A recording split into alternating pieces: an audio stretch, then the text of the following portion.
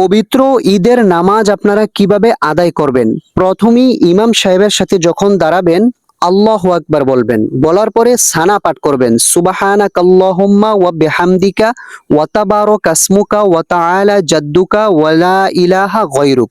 অতঃপর অতিরিক্ত 3টা তাকবীর দিতে হবে। আল্লাহু আকবার, হাত ছেড়ে দিবেন। আল্লাহু আকবার, হাত ছেড়ে দিবেন। আল্লাহু আকবার, হাত বেঁধে ফেলবেন। বাঁধার পর সূরাতুল ফাতিহা পাঠ করবেন আউযুবিল্লাহ বিসমিল্লাহ সহকারে। অতঃপর যেই কোনো একটি সূরা মিলাবেন। অতঃপর আপনারা রুকু সিজদা করবেন।